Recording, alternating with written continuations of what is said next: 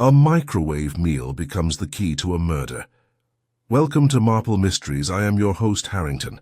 Type in the comments where you're joining from. It means more than you know. I truly enjoy hearing from each of you. Let's open the file. When a man in a $3,000 suit rings the brownstone's bell at 10:17 on a Wednesday morning, carrying a plastic grocery bag and a facial expression somewhere between panic and pride, I know I'm about to earn my keep. I was in the front room pretending to sort the mail when Fritz poked his head in to tell me we had a guest. I glanced at the clock, gave a mental nod to the fact that Wolfe hadn't yet descended from his orchid session, and figured I'd play doorman before Theodore came banging on the wall about vibrations disturbing some rare bloom.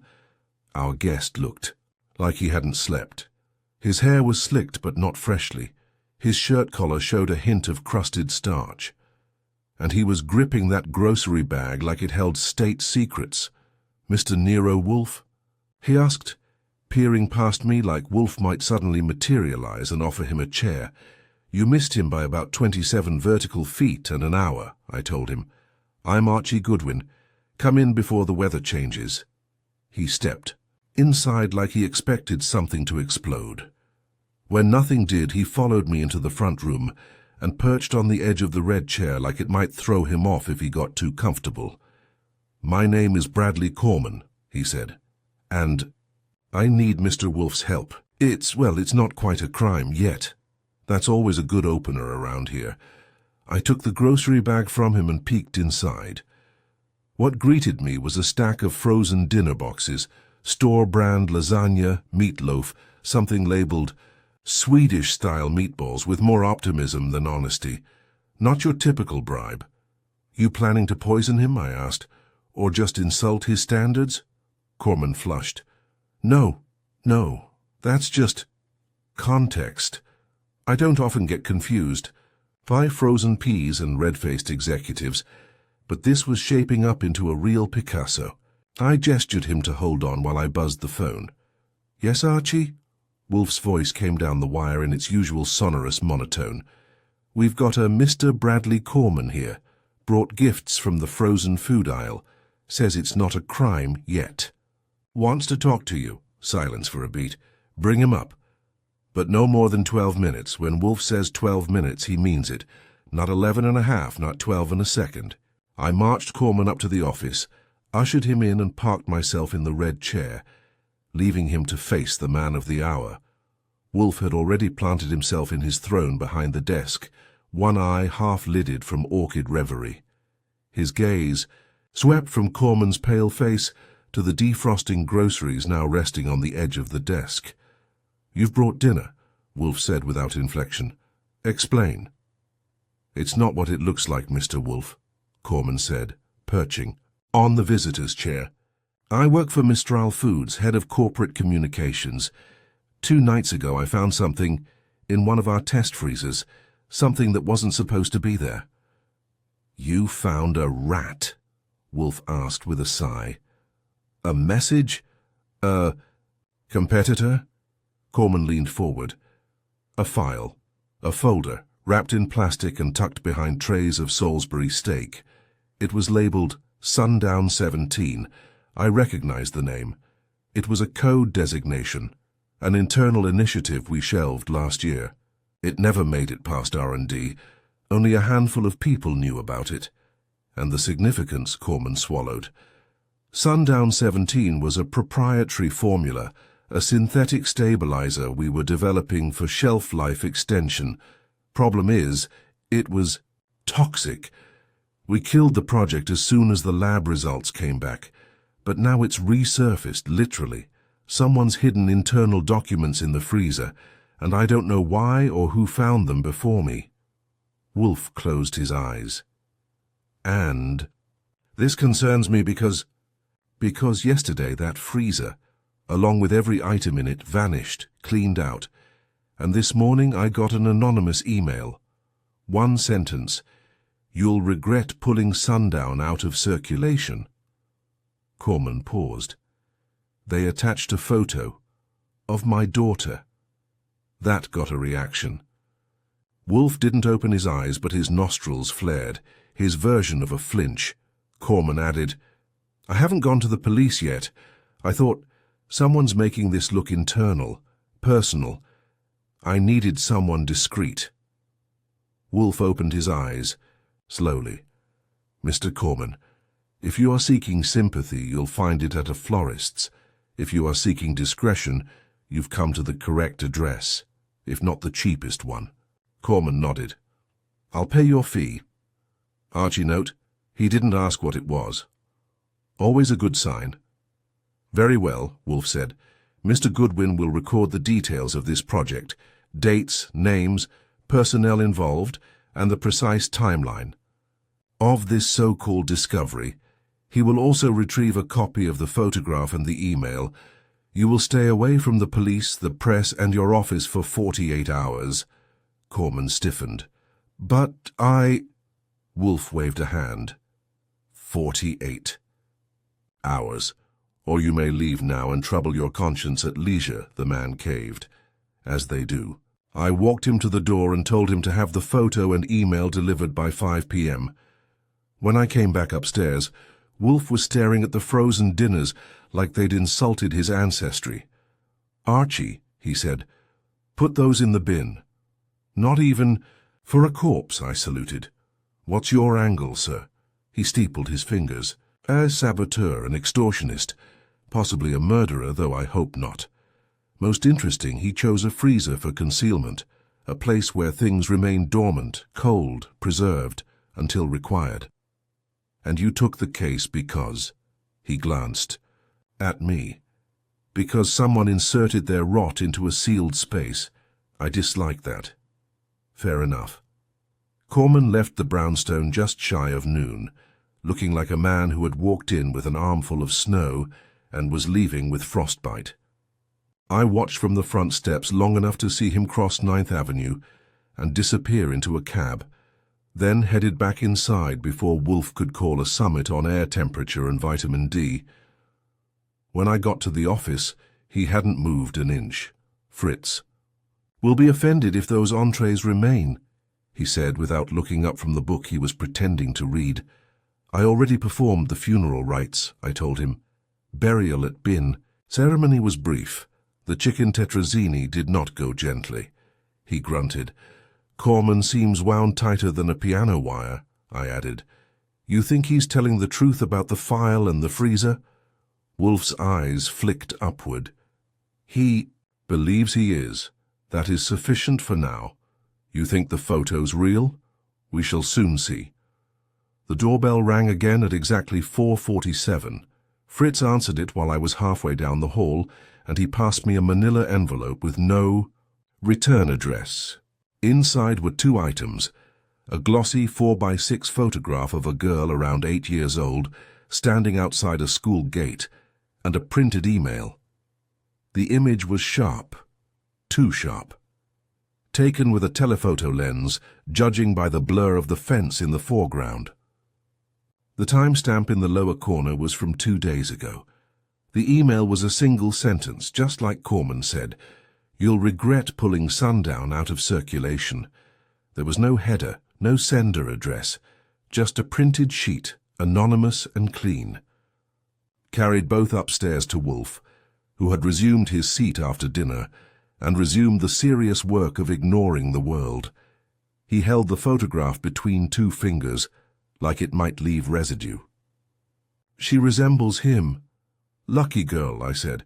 "It was taken from a distance, stalker style." "Yes, which suggests intention, not impulse." He held the photo to the light, squinting slightly. "No attempt at concealment. This was meant to frighten, not bargain. So no ransom, no demands, just a nice friendly reminder." "Precisely. And it suggests the sender is either testing the waters or lacks confidence." I dropped into my usual chair. "Could be corporate. Revenge.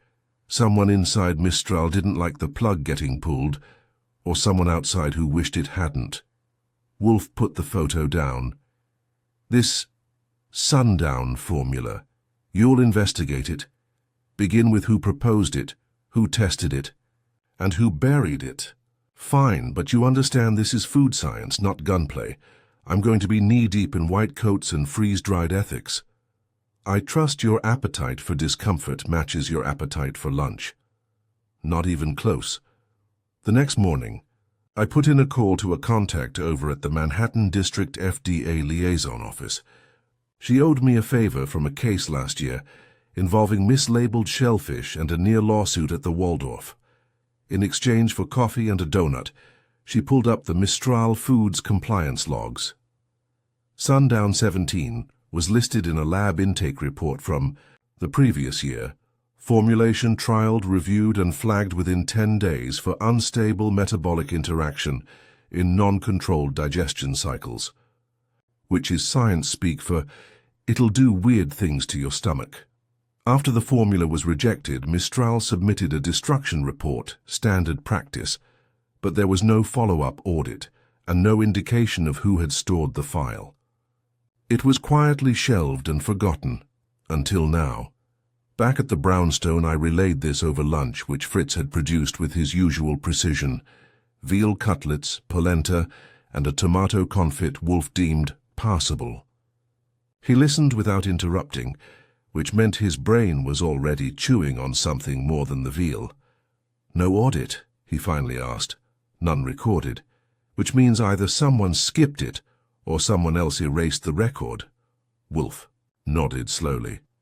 Corman claimed only a few knew about Sundown. Names? Not yet, but I've got an appointment at Mistral this afternoon.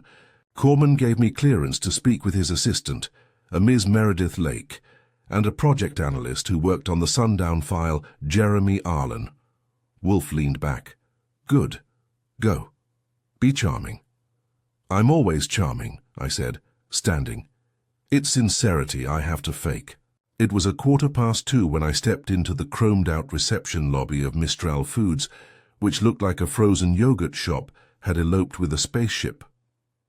Meredith Lake met me near the elevators, all high heels, wire rim glasses, and enough stress around her eyes to make me glad I wasn't the one who had to report to her boss every day. Mr. Goodwin, she said, offering a brisk handshake.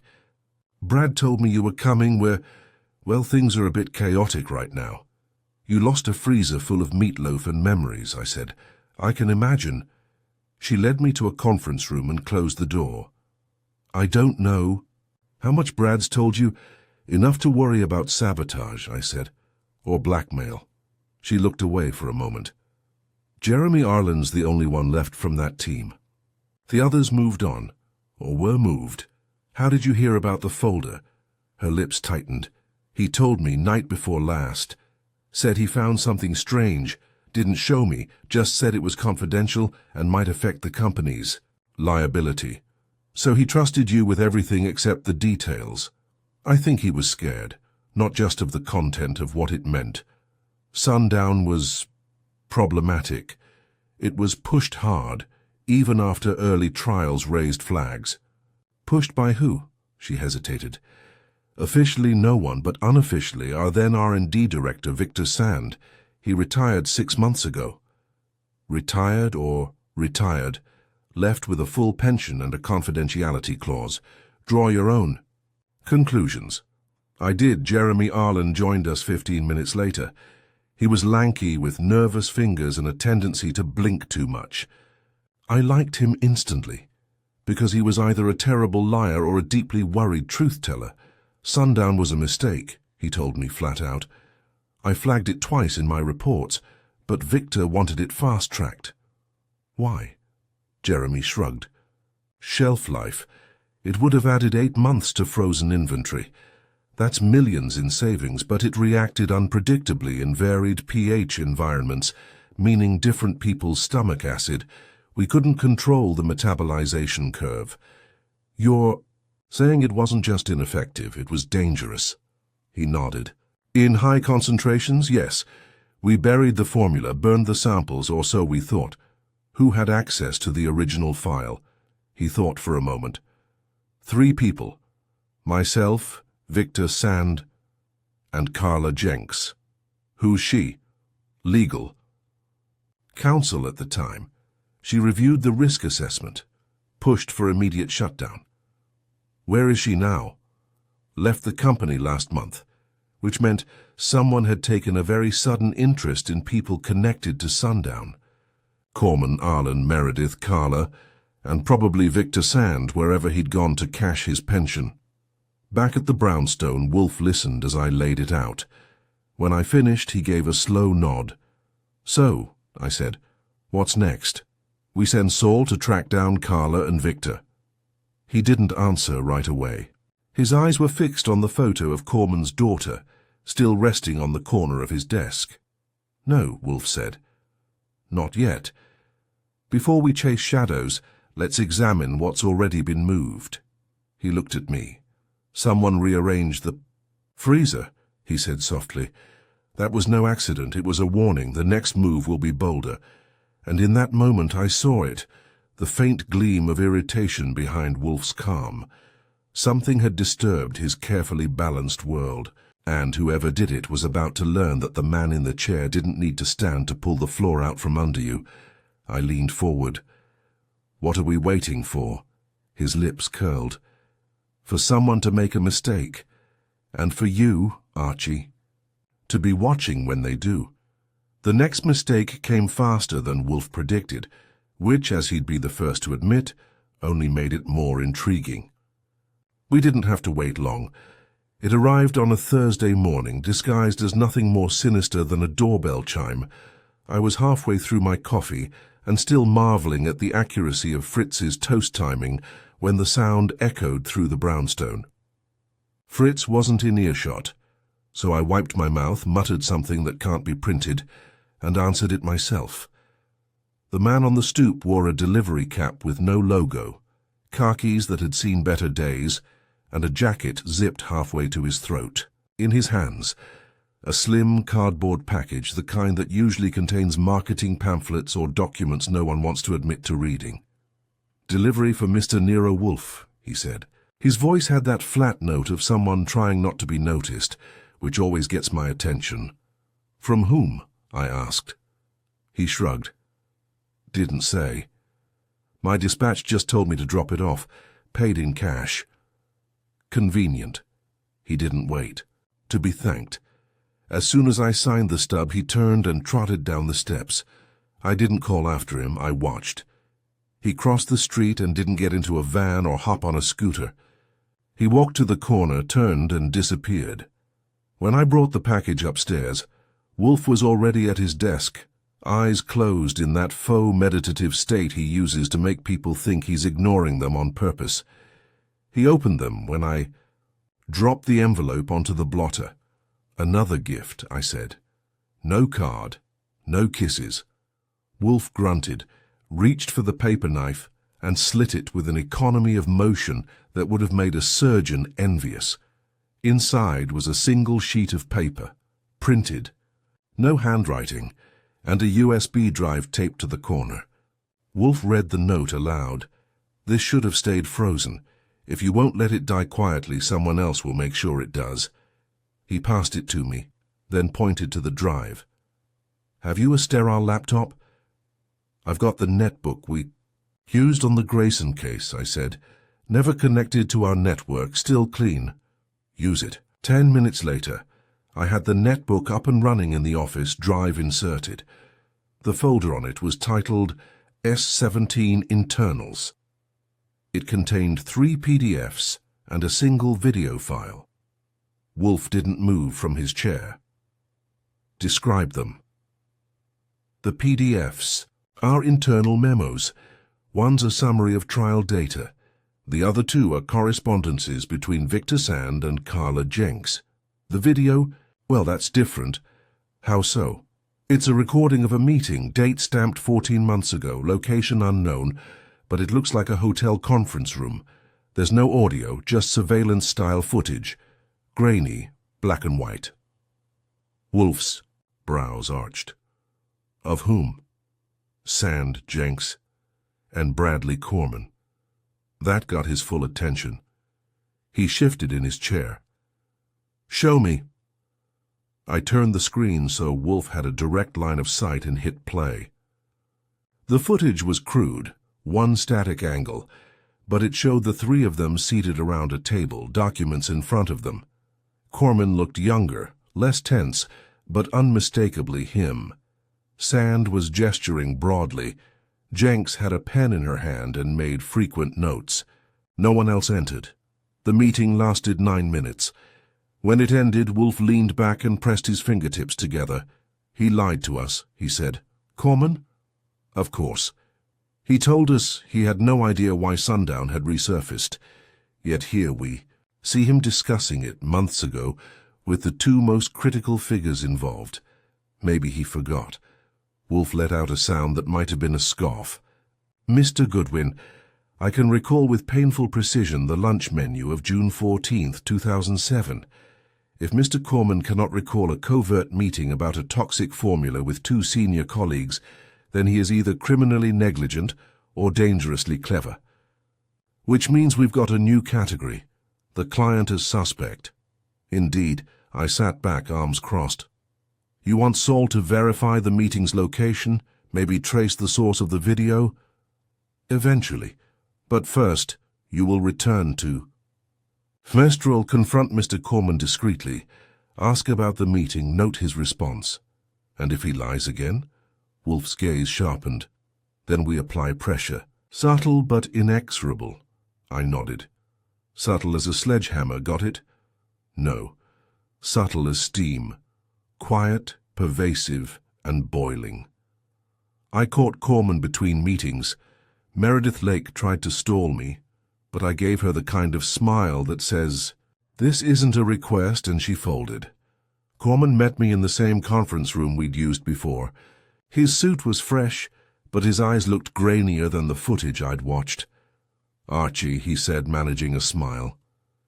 "Did Wolfe uncover something?" "Oh, he did. But let's skip the preview and go straight to the part where you tell me why you forgot to mention the meeting with Sand and Jenks." His smile didn't falter, but it froze. "I'm not sure what you mean." I pulled the netbook from my coat and opened it to the paused frame. Him, Sand, Jenks, seated in triangulated conspiracy. Corman stared at it for 5 full seconds. Then he said, "That wasn't a Sundown meeting." "Spare me," I said. "We've seen the memo titles. Wolfe's read the metadata. That meeting was about Sundown. You were in it." He dropped into the nearest chair. "I didn't lie," he said quietly. "I omitted. Wolfe didn't ask if I'd ever heard of Sundown. He asked why it resurfaced. I don't know that. I still don't. You're splitting hairs. Maybe, but it matters. Then make it matter. Talk." He nodded, rubbed his jaw. "Victor brought us together in secret, said he had a plan to revive Sundown, under a new name, new specs. Carla was furious. I was skeptical. But Victor made it sound plausible.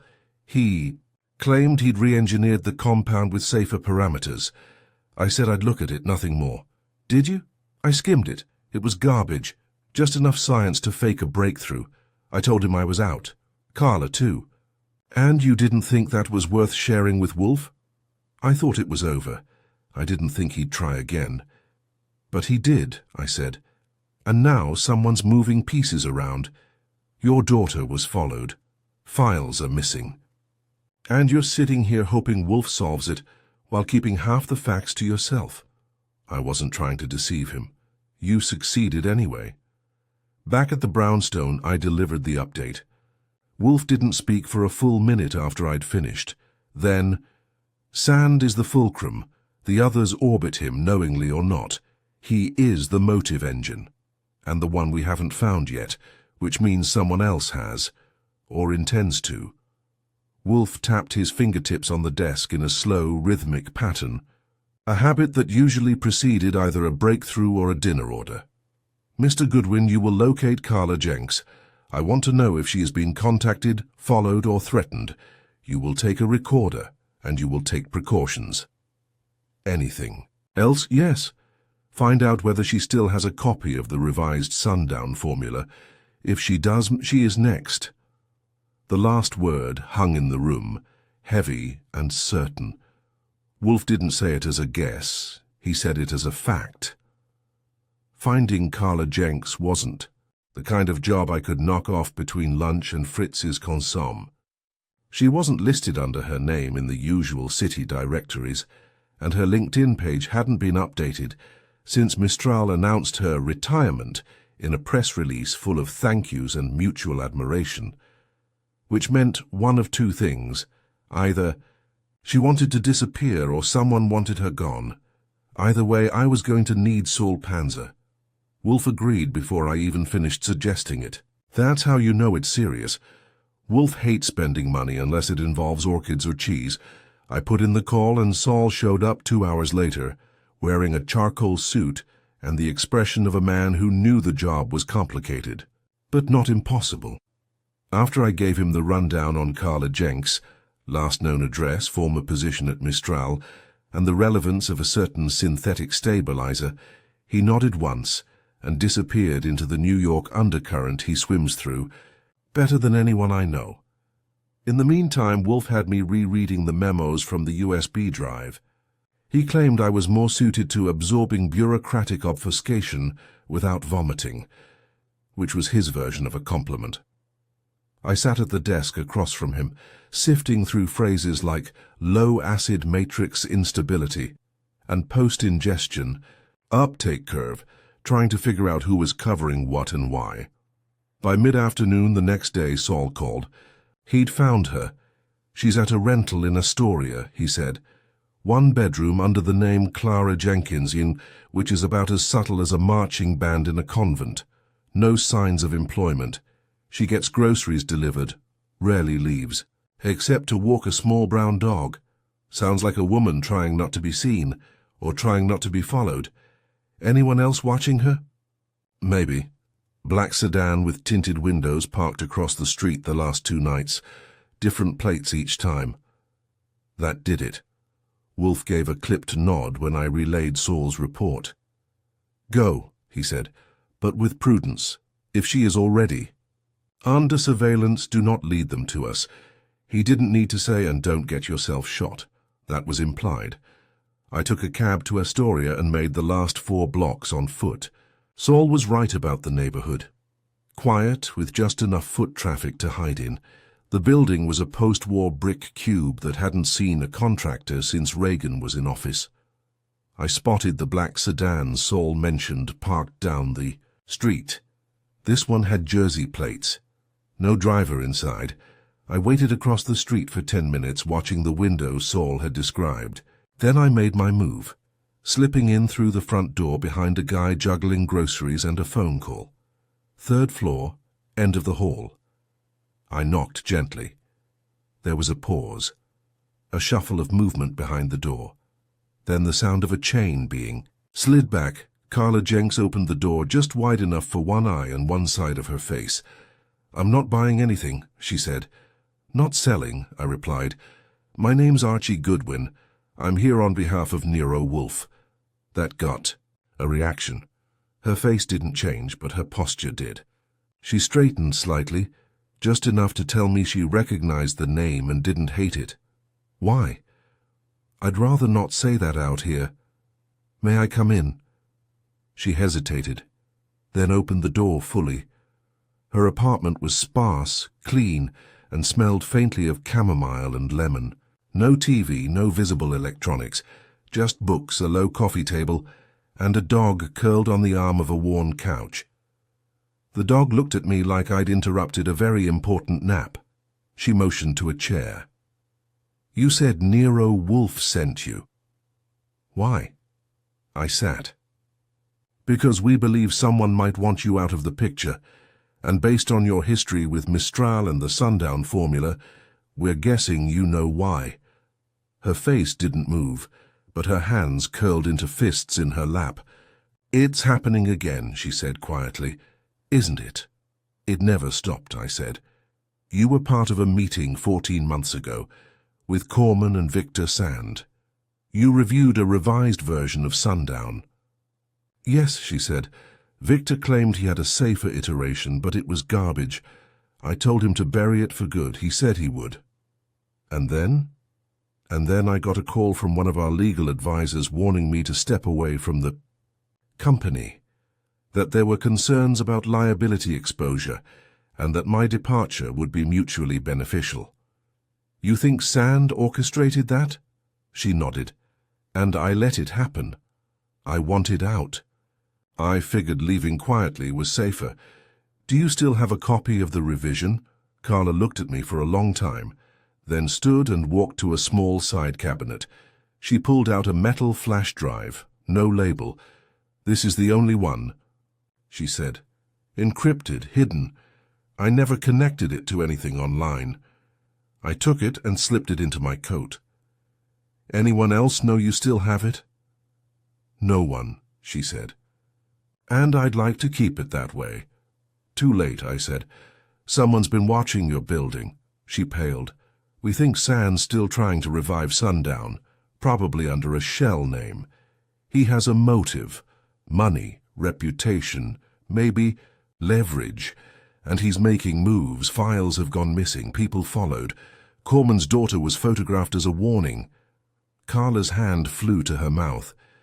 But if you work with us, I said, we can contain this. We can expose whoever's behind it. But we need to know, was there anyone else who had access to the revised version besides you, Sand and Corman? She swallowed hard. There was one more. Not at that meeting, but someone who was copied on early legal memos about the formula. Internal legal counsel. His name was Dylan Vance. You think he still works at Mistral? No, he left 6 months ago, started his own firm. Specializes in biotech IP. I stood. We'll find him. As I stepped to the door, she touched my arm. Please. I don't want anyone else hurt.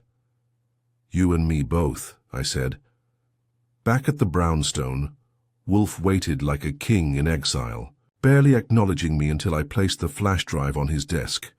She gave it willingly, he asked. She wants this stopped. Badly. And there's a name. Dylan Vance. Legal counsel, now independent. He may have ties to Sand. Wolfe didn't respond immediately. He turned the drive over in his fingers as if weighing its significance.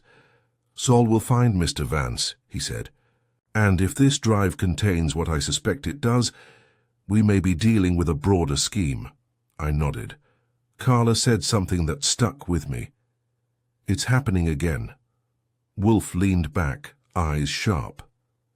Yes, because rot, Mr. Goodwin, rarely confines itself to one branch. If it begins in the roots, it spreads. He gestured to the drive. This is no longer about Sundown. This is about the people who ensured it wouldn't stay buried. And I intend to unearth every one of them. He closed his eyes. And they will come here. To me. I didn't argue. When Wolfe gets that tone, cool, assured, low as falling stone, you don't press. You watch. You wait. Because someone was about to knock on the wrong door. And that doctor just happened to be ours. It was the kind of calm that never lasts, the lull between lightning and thunder. Wolfe spent the next morning analyzing the flash drive Carla had given us, using a borrowed terminal Fritz had cleaned so thoroughly. I thought he might be planning to serve soup in it. Wolfe doesn't type and he doesn't browse, but he does direct like a maestro. I manned the keyboard, following his cues as we opened file after file, each one confirming something Wolfe already suspected. The drive held 3 iterations of the Sundown revision. All of them were dangerous. The molecular breakdowns showed trace compounds linked to side effects in immunocompromised subjects, something any half-decent researcher would have caught. But in the project memos, those concerns were softened, massaged, and eventually erased entirely. What Wolfe found especially fascinating was a string of internal memos referencing DLR, a term Carla hadn't mentioned. DLR, he said, tapping the desk lightly. What do you make of it? A train line, I offered. A wrestling promotion. A typo for DNR if someone was distracted. He looked at me like I'd just suggested seasoning duck with maple syrup. DLR, he repeated, is used here as shorthand, likely for a partner or outside contractor. If so, we must determine who or what it is. It appears only in the second and third versions, not in the original, which meant whoever or whatever DLR was, they had come in after the first attempt failed. "Call Saul," he said. "Ask for a full background on Dylan Vance. We must discover who he's worked with since leaving Mistral." I put in the call. Saul, as ever, didn't waste time. He said he'd get back to me that afternoon. Meanwhile, Wolfe sent me to fetch Corman. When I raised an eyebrow, Wolfe narrowed his gaze. He must account for the omissions. And he must do so in my presence. It was early afternoon when Bradley Corman arrived. He looked worse than the first time, which was impressive considering he hadn't exactly radiated health and confidence then. His eyes were puffy, his jaw unshaved. The starch had gone out of his collar and his composure. Wolfe didn't offer him a chair. "Not yet. I gave you no cause to lie, Mr. Corman," Wolfe said, his voice smooth and cold. "Yet you did. You were present at the sundown meeting. You reviewed revised data. And now we know you may have had knowledge of distribution efforts beyond Mistral." Corman shook his head, lips parting. "No, I swear. I never agreed to distribute anything. I told Sand no. Carla told him no. It ended there." "It did not," Wolfe said flatly. "DLR. What is it?" Corman blinked. I don't know. That's not in any memo I saw." Wolfe pressed his fingertips together. "You are withholding again, Mr. Corman. I urge you to reconsider." The silence stretched. Finally, Corman cracked. "DLR, he muttered. "It's Delridge Lab Resources, a testing contractor, quiet, off books. Sand used them for borderline work, stuff that couldn't be reviewed internally." "Illegal testing?" I asked. "Maybe. Probably. I don't know the full extent, but they weren't supposed to have anything to do with Sundown. Not after the board pulled the plug." "Yet they did," Wolfe said. "Which means Sand kept pursuing it and used DLR to avoid detection." Corman's face sagged. "I didn't know." Wolfe let the silence hang then. "Mr. Goodwin, you will locate Delridge Lab Resources." "On it," I said, already standing. "Want me to knock or just peek through their dumpsters?" Wolfe ignored me. He turned back to Corman. "You are now to remain within immediate reach. If I call, you answer. If I summon, you arrive." Corman nodded. "Yes, of course." As I walked him out, I noticed the twitch in his jaw. His veneer was cracking. That was good. The truth tends to slip through the seams. I made some calls. Most of them led nowhere fast. Delridge Lab Resources wasn't listed in any conventional registry. No website, no federal contracts, no obvious corporate parent. But after a little coaxing, a buddy at the State Department of Health slipped me an unofficial address in Yonkers, an industrial zone with 3 unmarked buildings, and one recent fire inspection for DLR Holdings LLC. I made the trip late that evening. The place was everything you didn't want in a biotech lab: squat, grey, windowless. A doorbell camera watched the entrance, but the lot was empty. No sign of activity. I walked the perimeter slowly, pausing. At a side door where the paint had blistered recently, probably a chemical incident, maybe just rust. Either way, it stank of secrets. I didn't go in. I wasn't feeling lucky or reckless. Instead, I snapped some photos, took down the inspection number on the side permit, and called Saul Delridge. I told him. "Need a deep dive.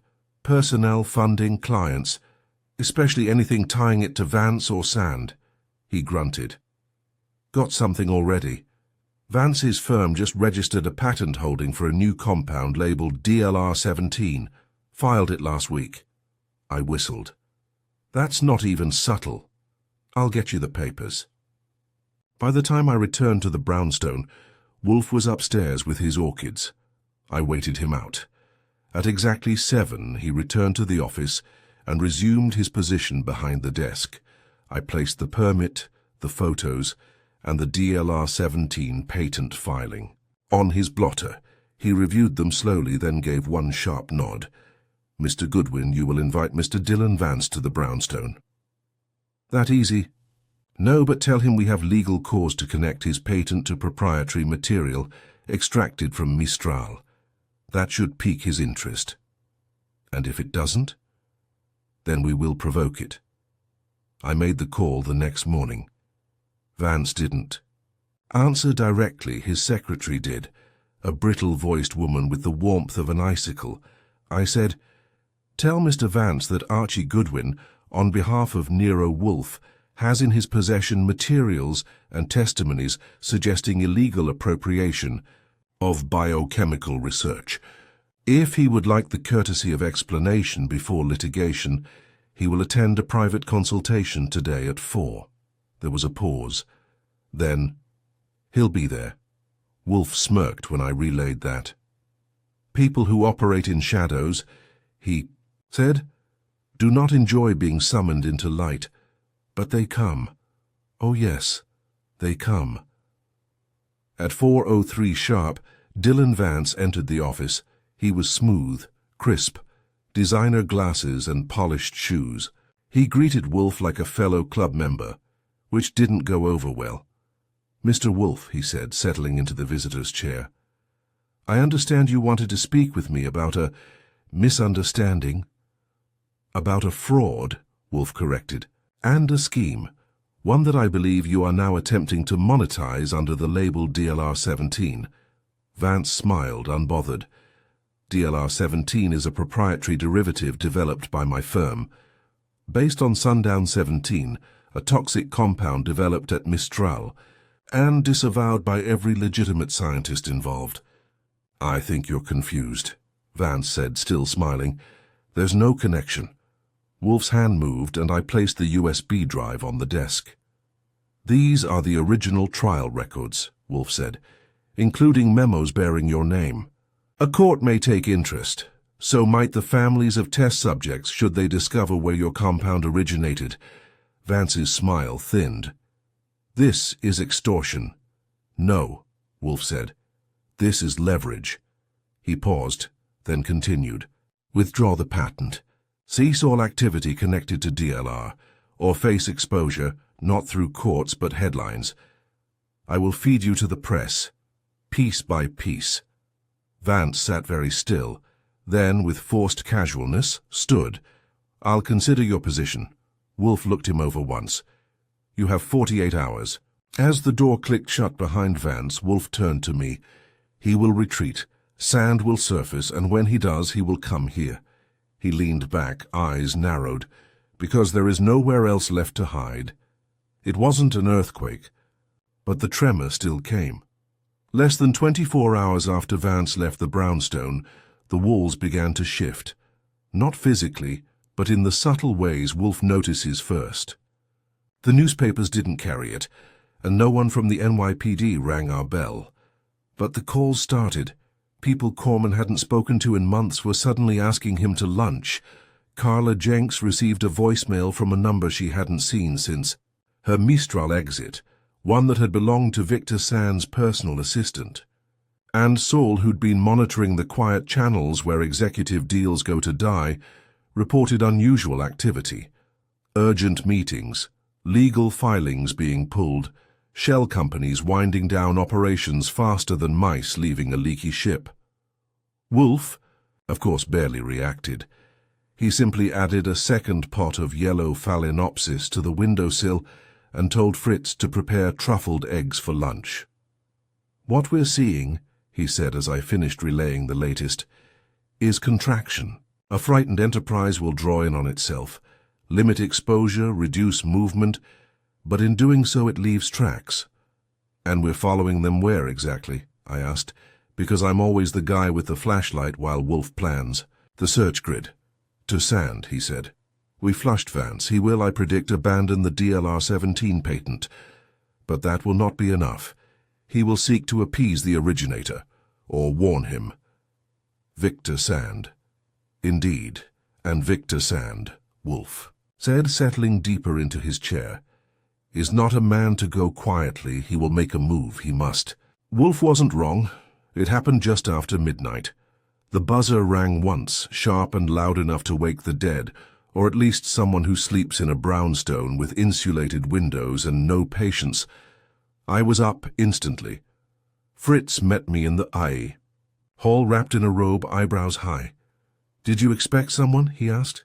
"Not unless Sand decided to deliver confession in person," I muttered. When I opened the door, there was no confession. There was a man, a different man. Mid-30s, sharp-build, dark coat, eyes that moved like he'd just run a block and was still checking over his shoulder. "I need to speak to Mr. Wolfe," he said. "Right now." I looked him over. "Name?" "Gareth. Pen, I worked under Sand, R&D, Sundown Project." That earned him an invitation. Wolfe, when I brought Pen upstairs, didn't even feign surprise. He motioned to the red chair and waited. Pen sat without prompting. "I don't know if I'm doing the right thing," he said. "But I saw what happened with Vance. Word's getting around, quiet word, people are scared." Wolfe waited. So did I. Pen glanced between us.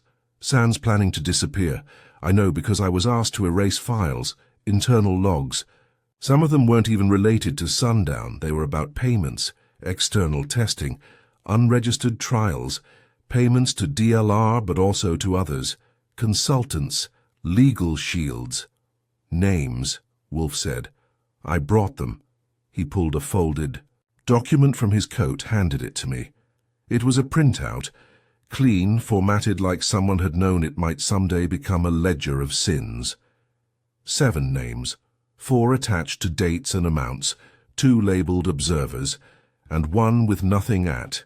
"Oh, just J. Lowell, CVS directly." I handed it to Wolfe. He read slowly. "Where is Sand now?" "Last I heard," Penn said, "he was at a safe house in Connecticut, a rental owned by one of the shell firms, Silverbrush Holdings. But I don't know how long he'll stay. He's paranoid.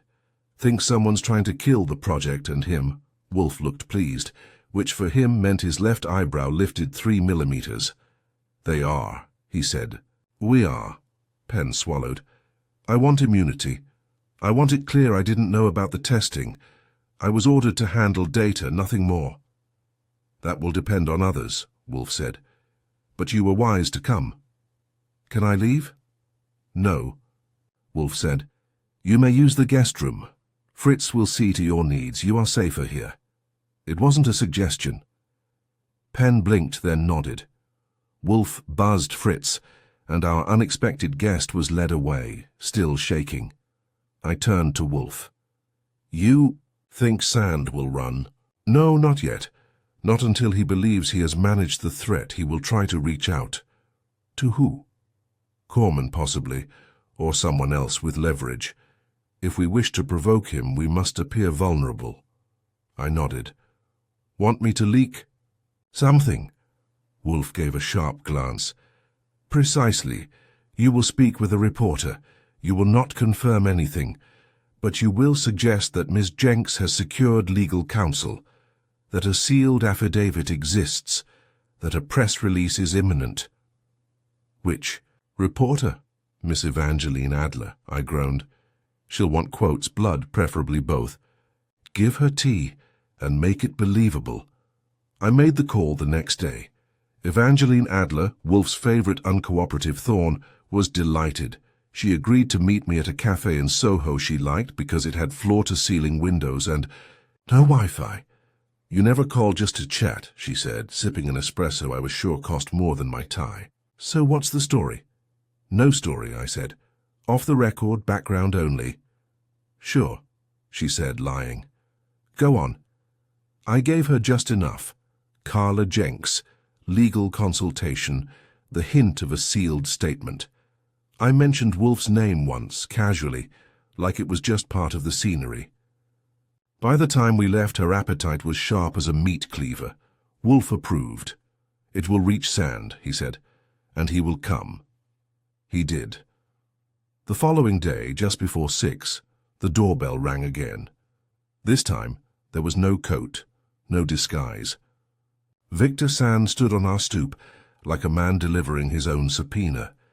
He was tall, broad-shouldered, early 50s, with silver streaks in hair that looked expensively disciplined. His expression was equal parts disdain and fatigue. "I assume," he said to me as I opened the door, "that your employer knows exactly why I'm here." "He's good like that." I led him to the office. Wolfe didn't rise. "Mr. Sand." Sand didn't sit. "I came because I dislike being hunted, and I dislike being lied about." "I have done neither," Wolfe said, "but if the shoe fits—" "You're bluffing," Sand said. "You have partial files, a few rumors.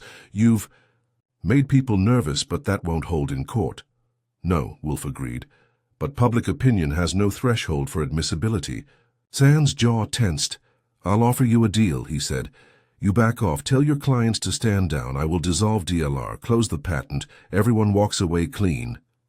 "No," Sand blinked. "I'm not negotiating," Wolfe said. "You will make restitution. You will surrender the complete Sundown archive, and you will provide names, every partner, every facilitator." "And if I don't?" Wolfe smiled faintly. "Then, Mr. Sand, I shall publish your sins on the front page of the Gazette, in detail, including the unauthorized trials and their participants." Sand looked around as if realizing, finally, that he was cornered in a room with no exits. "I have lawyers," he said. "So did Capone." For a moment's silence, then Sand straightened. "Give me a day." "You have 12 hours. He left, slamming the door behind him. I turned to Wolfe. "Think he'll deliver?" Wolfe reached for the bell. "Prepare the office," he said. "Tomorrow we host a gathering." "Of?" "Everyone," Wolfe said. "Suspects, witnesses, and those still pretending they had no part in it. Let them all come, and let the truth arrive with them." And that was Wolfe for you. No car chases, no shootouts. Just one chair, one mind, and a plan that never missed. Victor Sand didn't wait the full 12 hours. At precisely 9 the next morning, Fritz handed me a sealed envelope that had been slipped through the brownstones. Front door slot. No postmark, no return address, no messenger in sight.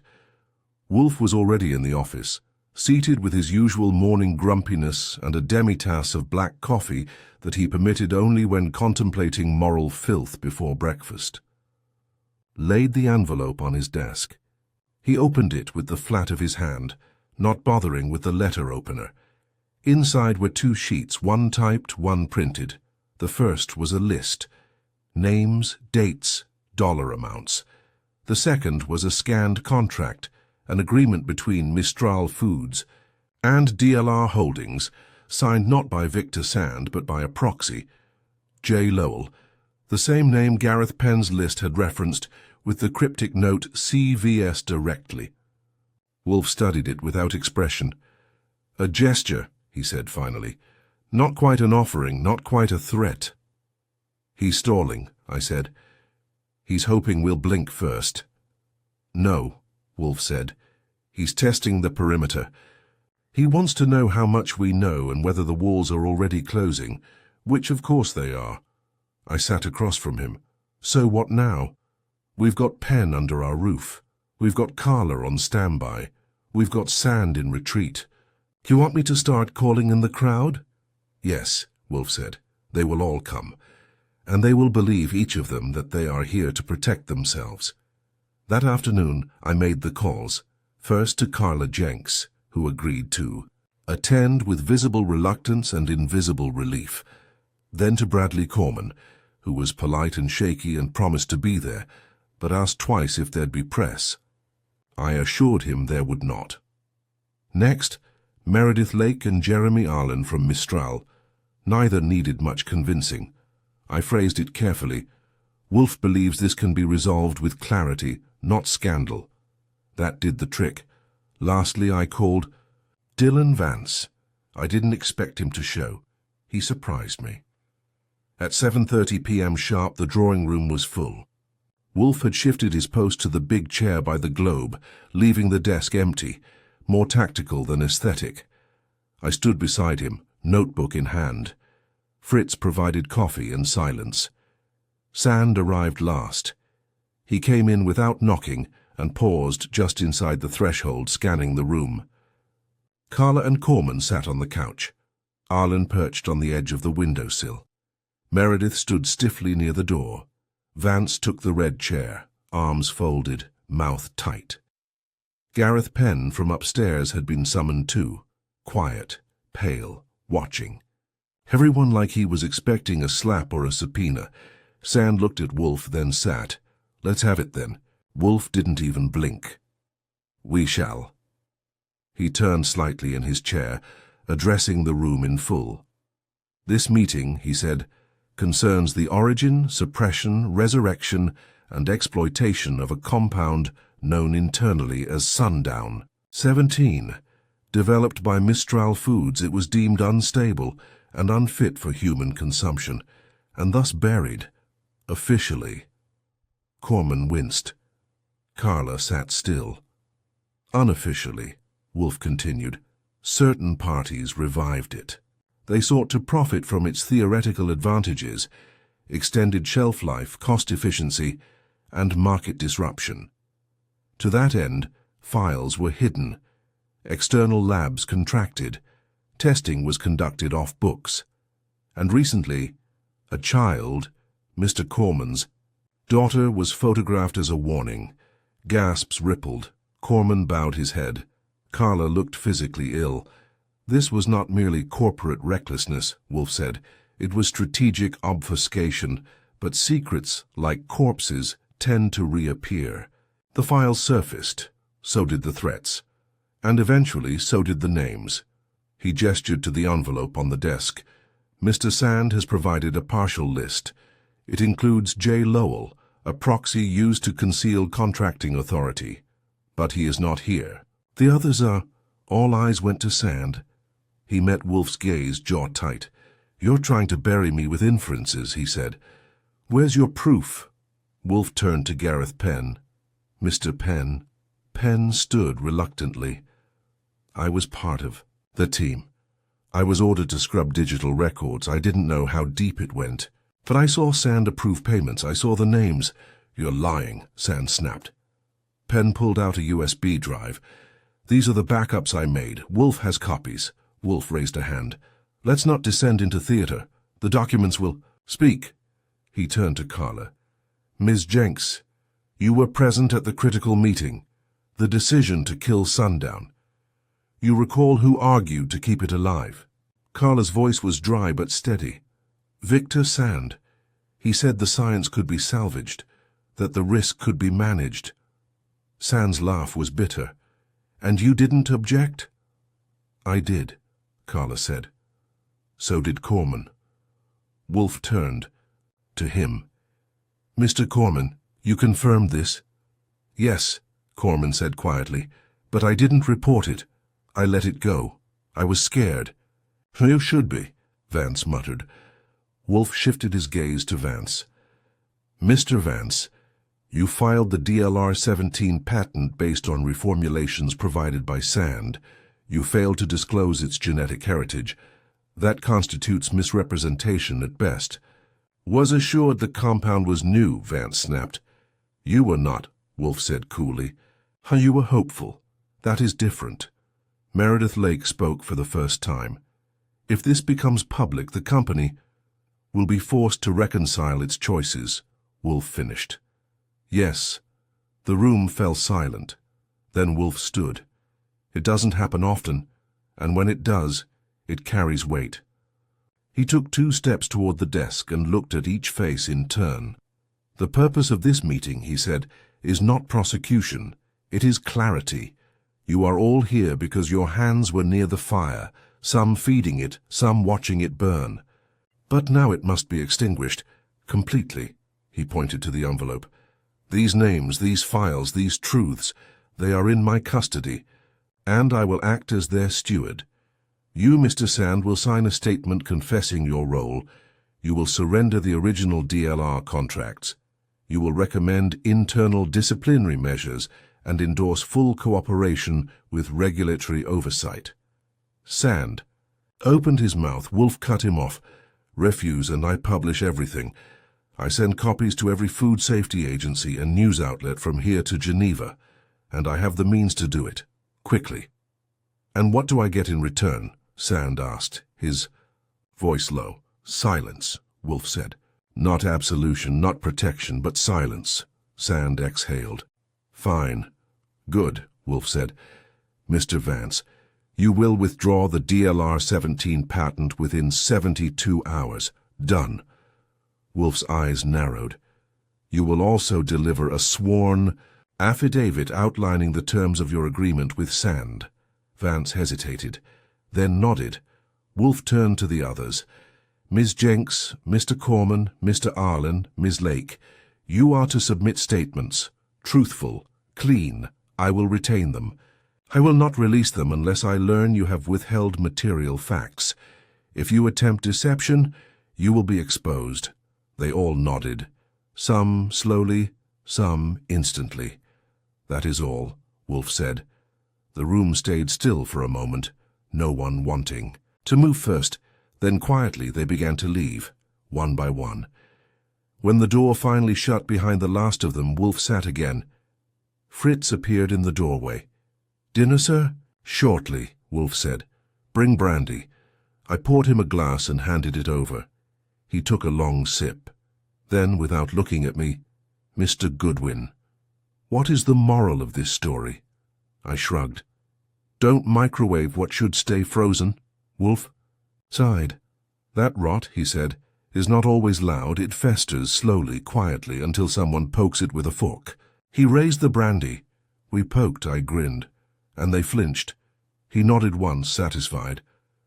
Then let us eat. Dinner that night was lamb chops, perfectly seared, with rosemary and a side of minted peas. Fritz outdid himself, though. Wolfe didn't offer commentary. He ate in silence the way a man does when he's digesting more than food. I didn't push him, not until the plates were cleared and the port arrived, and he signaled me back to the office. The storm had passed. Not entirely, but enough for Wolfe to lean back in his chair with both hands on the arms and no more weight. In his brows. The files were secured, the statements gathered, Sand was broken, and the sundown scheme, tainted, greedy, and very nearly hidden forever, was lying on Wolfe's metaphorical dissecting table, every connection cut and pinned for examination. I sat across from him and waited. You did well, he said. I blinked. You're complimenting me. Should I sit down? You are sitting. Then should I pour myself something to celebrate? No. You would become insufferable. He leaned forward. The case is concluded, but not resolved. There remains a question. I nodded. J. Lowell. He grunted, satisfied I'd been paying attention. I had Saul run a final search, I said. Not under Lowell. That didn't get us far. But under Silverbrush Holdings, the shell firm that owned Sand's Connecticut hideout. We traced a filing from 2 years ago. One of the incorporators was a woman named Judith Lowell Sands. Wolfe's eyes narrowed. Hyphenated. Yep, his ex-wife. That got a long, satisfied sigh. Of course, proxy and partner. She divorced him 3 years ago, but stayed connected. Helped him set up fronts, legal insulation. She might not have known the full scope of the sundown push, but she was shielding him long after the Mistral board turned cold. She will vanish, Wolfe said. Already has, I replied. Her apartment's empty, her law license inactive. Saul found a withdrawal of $25,000 from her account last week. Cayman Islands transfer. She's cut. Him loose. I nodded. Sailed off into the fog. That is poetic, Wolfe said, but regrettable. I leaned back. You planning to chase her? No. There is no need. He reached for his port. She will live with her choices. That is sufficient. For Wolfe it was. For me, I still had loose ends to tie. The next day I visited Carla Jenks. She was packing. I'm leaving the city, she said, folding a jacket into a suitcase. Not because of this, but because of what it reminded me. What I almost became part of. I leaned on the doorframe. You didn't become part of it. No, she said. But I didn't stop it either. You helped stop it now. She smiled, thin but real. That's something. Where to? Upstate. Teaching position. Food ethics at a community college. Sounds safe. Safe sounds nice. I left her with a handshake and a promise from Wolfe. Sealed files would remain sealed, provided no new lies were told. Next, I met Corman for coffee near Bryant Park. He was a little steadier now, like a man who'd walked barefoot across broken glass and was just starting to feel his skin again. I owe Wolfe, he said. Everyone owes Wolfe, I said. Some people just don't know it. I could have lost my daughter. You didn't. I was naive. Try complicit, I said. But hey, who isn't now and then? He didn't smile, but he didn't walk away either. What happens now, he asked. You go back to your job. Maybe not the same role, maybe a quieter one, and you remember that silence isn't always the safest option. He nodded. And Wolfe? He never forgets. I left him with that and headed back to the brownstone. Wolfe was, as expected, nestled in his chair, orchids upstairs, brain on simmer. I dropped the updates on his desk. He barely looked at them. Do you intend to write your report? He asked. I intend to avoid it until you nag me. You are overdue. I'm always overdue. You are also insubordinate. That's what makes me charming. He snorted. A rare sound, almost a chuckle. Fritz entered with tea, set the tray on the table, and retreated. Will there be consequences? I asked. For Sand? For everyone. Wolfe considered this. There will be tremors. Vance will lose clients. Sand will be excluded from circles that previously begged his company. Mistral will pivot, rebrand, and pretend it never happened. And us. We will receive another check, he said, and with luck no further interference. Nice, I said. Just once I'd like a case that ends in a vacation. You'd be bored by dinner. He sipped his tea, then added, Mr. Goodwin, what lesson have we learned? I gave it a beat, then replied, that freezing something doesn't stop it from rotting. Indeed, he looked at me. And that rot, once uncovered, must be removed, not explained, not rebranded. Removed. You get the whole thing carved. Hout? Wolfe shook his head just once. No, but we stopped the infection, that is enough. Till the next time. There is always a next time. We sat in silence for a minute. The way men do when they've seen too much and don't need to say it. Then Wolfe rang for dinner, and the brownstone finally returned to stillness. Outside, the city pulsed with life and lies, secrets thawing, slowly beneath polite conversation and polished surfaces. Inside, Nero Wolfe ate lamb ragout with fresh basil, drank burgundy, and said nothing. Justice had been served. Dinner followed shortly after.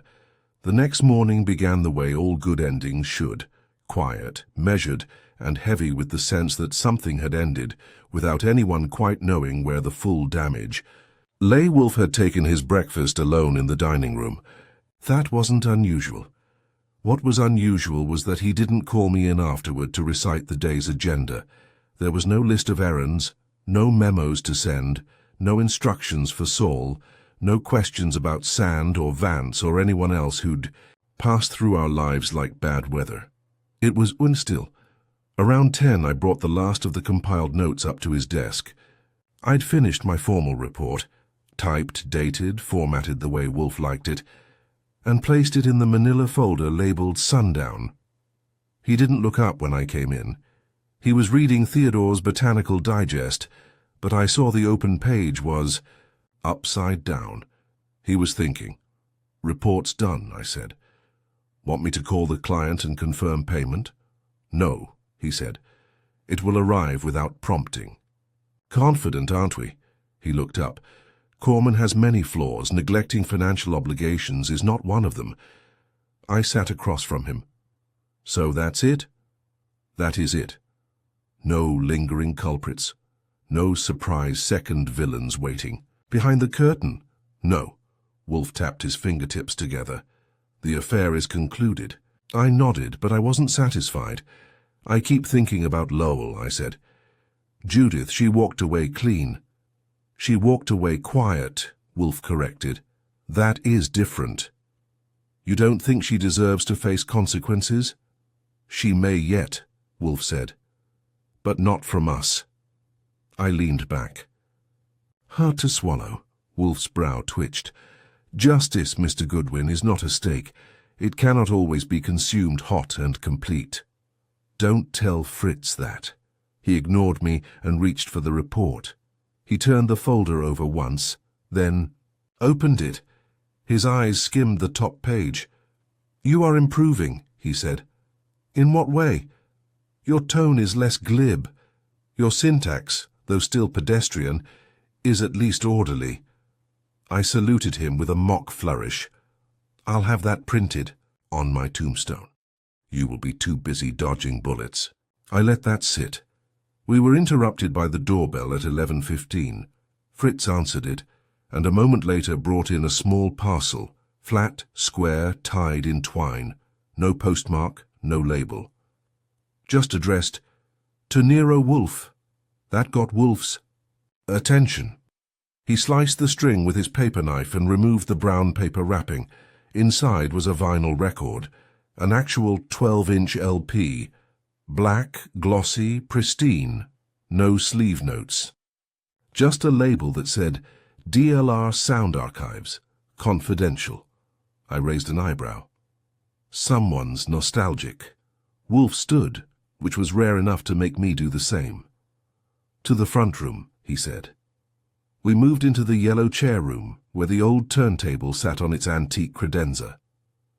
Wolfe hadn't used it in years, claimed the acoustics were compromised by modern engineering, but he lifted the lid, placed the record, and dropped the needle with a delicacy that would have made Theodore blush. Static, then a voice. February. 9th, 2:13 p.m. internal session.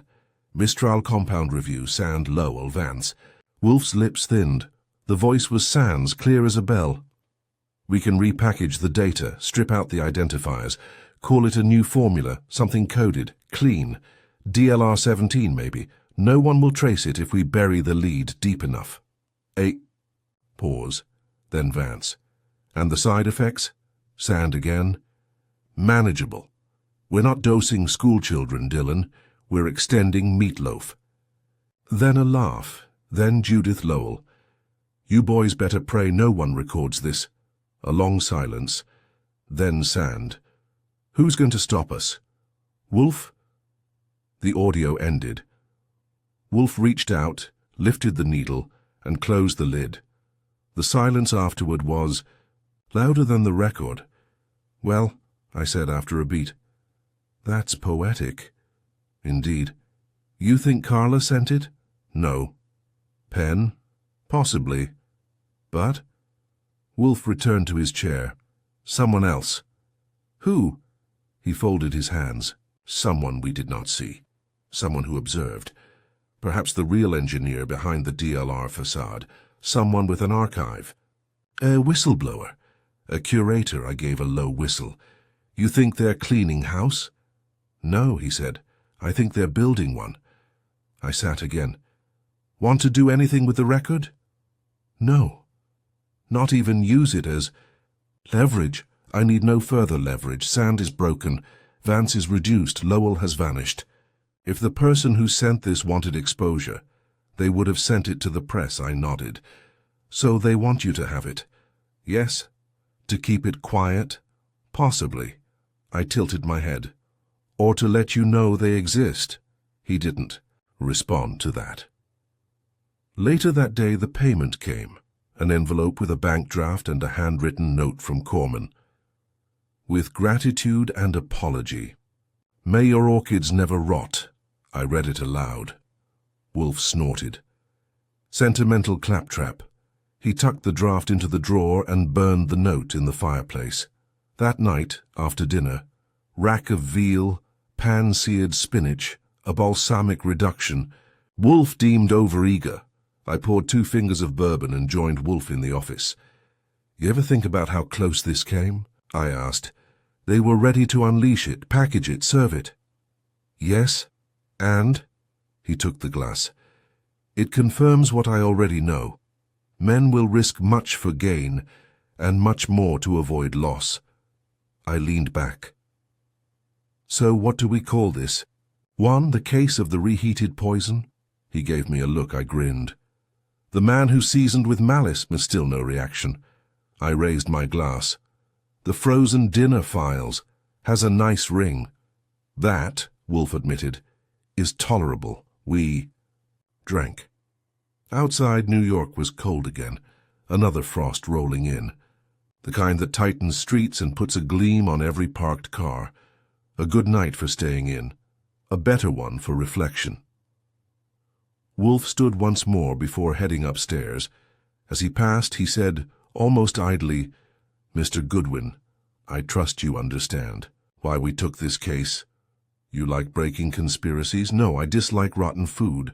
And with that he left me in the glow of the fireplace, wondering, as I often do, whether Wolfe ever really sleeps or just waits for the next disaster to announce itself at our door. The first snow fell that weekend, an early, lazy drift of flakes that barely clung to the sidewalks, but lent the city a softness it didn't deserve. From the window of the brownstone it looked picturesque, peaceful.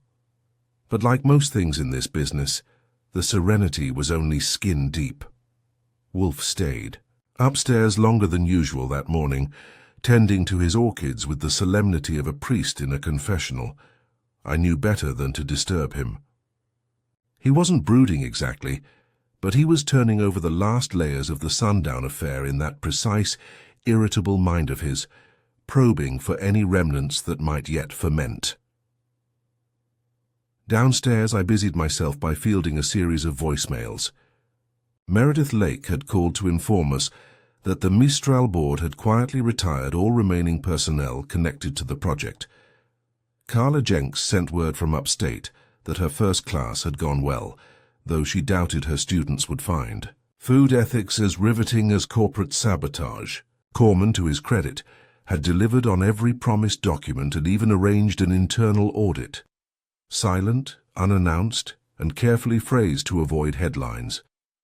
As for Vance and Sand, they'd gone still. No legal notices, no bluster. Saul confirmed that the DLR-17 patent was withdrawn 3 days ahead of deadline, and Victor Sand's name had vanished from every holding company in the tri-state area. Whether he was licking his wounds in Vermont or sipping espresso in Lisbon, I didn't care. Wolfe said he'd lost everything but his ego, and that would be punishment enough. The only thing that didn't sit right with me, the itch I couldn't quite reach, was the record.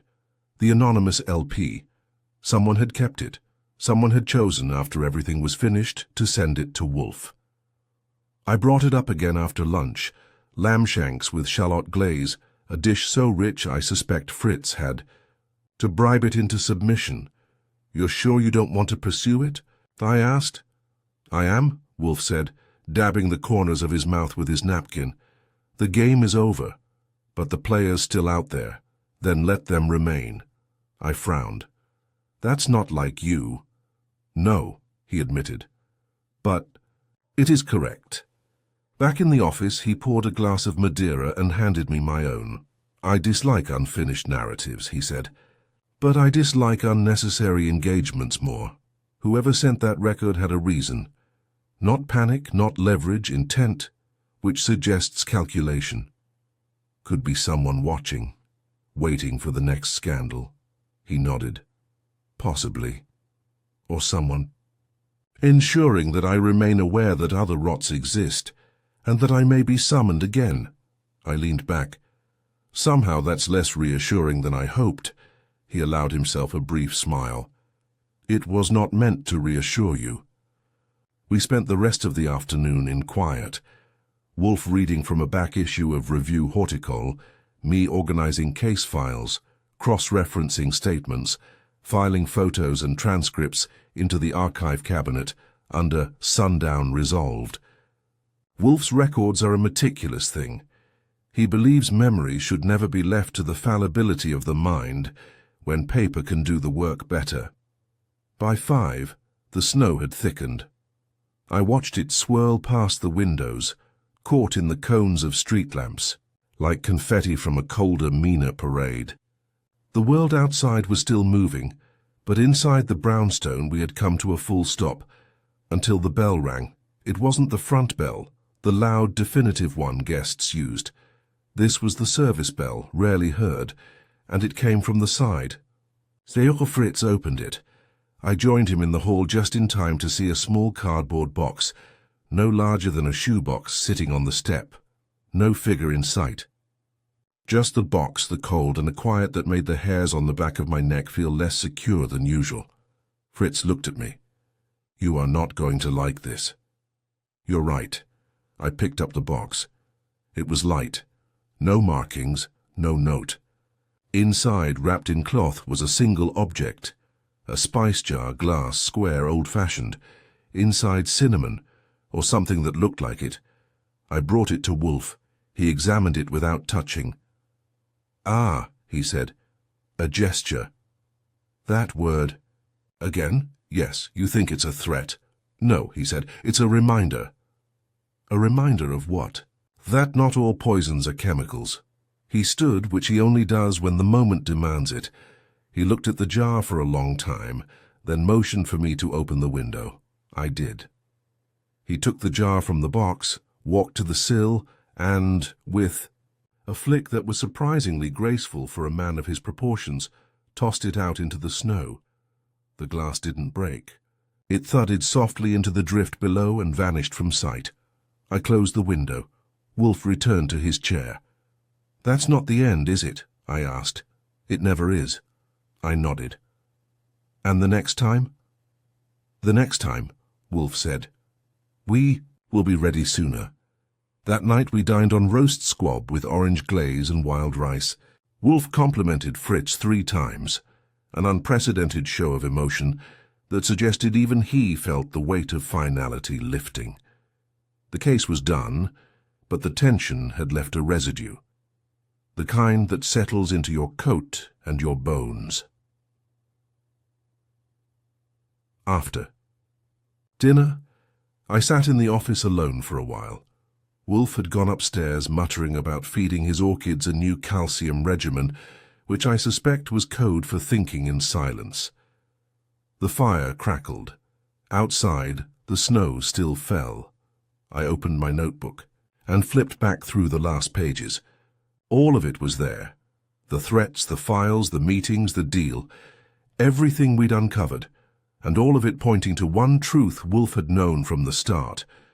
When someone hides something in a freezer, it's not to preserve it. It's to forget it, and forgetting is the most dangerous rot of all. I wrote a final line, underlined it twice. The frozen dinner files closed. Then I closed the book and turned off the lamp. Let the world keep its secrets. We'd already exposed one, and the next, we'd be waiting, in the brownstone, with the lights on, and Wolfe in his chair, ready. 3 days after Wolfe tossed the cinnamon jar into the snow, the brownstone resumed its native rhythm. No late-night doorbells, no veiled threats, no plastic bags full of poisoned bureaucracy. Just Fritz cooking, orchids blooming, and Wolfe taking up residence in his chair like a sultan with a library. I'd wrapped the last of the case materials and filed them under Sundown, Confidential, Resolved, in the basement cabinet, where Wolfe stores the ghosts of scandals too delicate for courtrooms. It was where the secrets go to rot quietly, watched but never fed. That morning, as I was trimming articles from the Gazette, an old habit of Wolfe's I've grown to tolerate, he spoke without warning. "Mr. Goodwin, that's Wolfe's version of tossing a rock into still water." "Present," I said. "I have received a note." He handed it over, handwritten on cream paper with a faint scent of citrus and steel. "My part is done. Yours was done better. Consider this our last chapter, unless someone tries to rewrite it. JLI turned it over. No return address, just initials. JL, Judith Lowell, I said. Obviously. She's still watching. No, Wolfe said. She is? Confirming that we are, I glanced at him. You worried she'll resurface? She will not. She has ceded the board. But she was never checkmated. No, Wolfe said. But she surrendered before we could play the final move, which in its way is more telling. He closed the folder on his desk and reached for his glass. Brandy, neat. It was just past noon. That was her game, he said.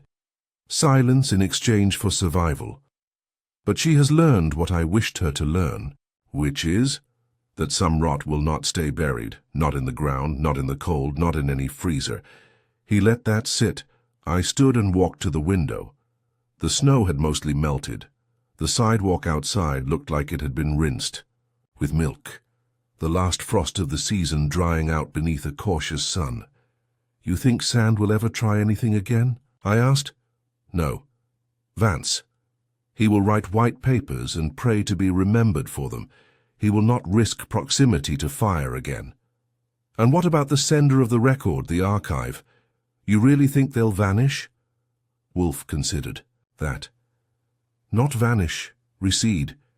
People like that prefer to stay just behind the curtain. Quiet, unseen, but close enough to pull it shut, if necessary. Like you. His eyes flicked to me.